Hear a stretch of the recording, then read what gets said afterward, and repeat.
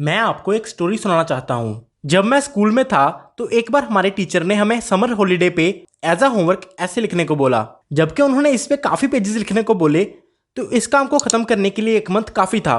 उस वक्त मैं बहुत बड़े वाला प्रोक्रेस्टिनेटर था। मैंने ऐसे लिखना तो दूर बल्कि पूरी समर वेकेशन का टाइम वीडियो गेम्स खेलने में खर्च कर दिया। ऐसे ही दिन गुजरते गए और धीरे धीरे हॉलीडेज भी ख़त्म होने को थी और मैं उस ऐसे पे एक सिंगल वर्ड भी नहीं लिख पाया। हॉलीडेज खत्म होने के 2 दिन पहले मुझे डर लगना शुरू हो गया कि मैं इसे इतने कम टाइम में कंप्लीट नहीं कर पाऊंगा। ये वक्त था जब मैं अपने पैनिक मोड पे था, बट मैंने उस डर की वजह से 2 दिन पहले पूरे फोकस के साथ लिखना शुरू कर दिया। उस वक्त उस काम को पूरा करना ही मेरी प्रायोरिटी लिस्ट में सबसे ऊपर था। मुझे उस वक्त ना तो किसी वीडियो गेम का ख्याल आया और ना ही किसी और चीज़ का। मेरा पूरा फोकस उस ऐसे को लिखने पे था और थैंकफुली मैं उसको एन वक्त पे पूरा कर पाया। सबसे अच्छी बात ये हुई कि मुझे उसके लिए शाबाशी भी मिली। ये सब था पार्किंसन लॉ की वजह से, जो कहता है work expand so as to fill the time available for its completion. शायद ये आपको थोड़ा कंफ्यूजिंग लग रहा हो, मैं इसे एक्सप्लेन करता हूँ। अगर कोई आपको गार्डन की घास काटने के लिए 1 हफ्ते का वक्त दे तो आपको काम पूरा करने के लिए 1 हफ्ता ही लगेगा। अगर वो आपको 1 महीना दे तो 1 महीना लगेगा, और इवन अगर 1 साल भी दे तो श्योरली आप 1 साल भी लगा दोगे। इसका मतलब आपको काम खत्म करने के लिए जितना भी टाइम मिले आप उसको एक्सपेंड करके उतने टाइम में ही पूरा करते हो। और दूसरी तरफ अगर आपके पास गोल को पूरा करने के लिए कम टाइम हो तो भी आप उसको कम टाइम में अचीव कर सकते हो। और सबसे जरूरी बात, अगर आपको गोल पूरा करने के लिए कोई स्पेसिफिक टाइम ना दिया जाए तो ज़्यादा चांसेस है कि आप उसे कभी पूरा ही ना कर पाओ। जब भी हमें किसी काम को ख़त्म करना हो, भले ही वो ऐसे लिखना हो, एग्ज़ाम की तैयारी करना हो या कुछ और अचीव करना हो, तो हम ये सोचते हैं कि शायद हमें ज़्यादा वक्त मिले तो हम अच्छे रिजल्ट दे पाएंगे। हालांकि ज़्यादातर ऐसा सोचना गलत होता है, क्योंकि ऐसा करके हम मोस्ट ऑफ टाइम प्रोक्रेस्टिनेट कर रहे होते हैं और उस वक्त बहुत कम कुछ कर पाते हैं। अगर आपको एग्ज़ाम प्रिपेयर करने के लिए 10 दिन दिए जाएं तो ज़्यादा चांसेस है कि आप 9 दिन तो बस ऐसे ही वेस्ट कर दोगे, क्योंकि सिंपली आपको ऐसा लगता है कि मैं तो इसे बस 1 दिन में कर लूँगा। सो 9 दिन आप प्रोक्रेस्टिनेट करते हो कि मेरे पास ज़रूरत से ज़्यादा वक्त है। मैंने 1 महीने का ज़्यादातर वक्त तो दूसरी चीज़ों को करने में लगा दिया और सिर्फ 2 दिन ही लिखने को दे पाया। अगर मुझे उस ऐसे को लिखने के लिए 1 वीक भी मिला होता तो भी मैं उसको उतने वक्त में ही पूरा कर पाता। आप इस डेडलाइन को एज अ फायर भी देख सकते हो।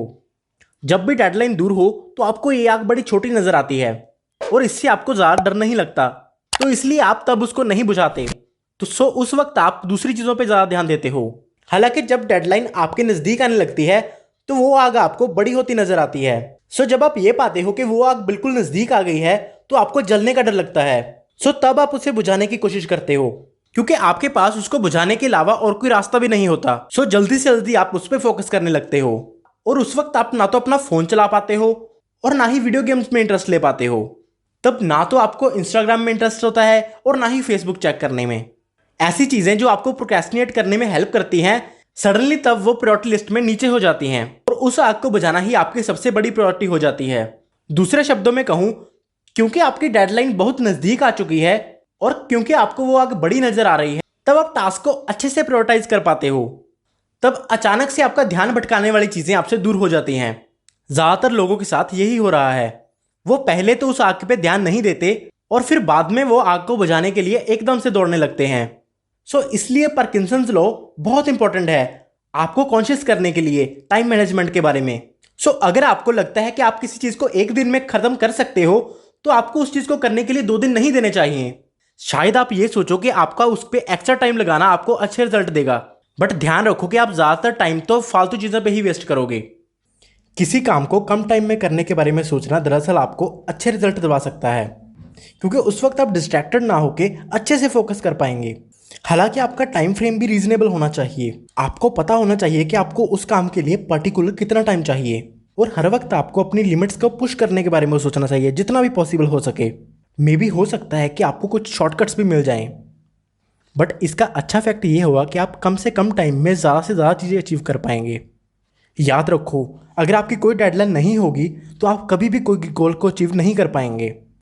अगर आपकी कोई भी आग ऐसी नहीं है जो आपको बड़ी नज़र नहीं आ रही हो तो उसे क्रिएट करो। अगर आपको ये वीडियो पसंद आई हो तो मुझे अच्छा लगेगा अगर आप इस वीडियो को लाइक कर दें। इससे मेरे चैनल की काफ़ी हेल्प हो जाएगी।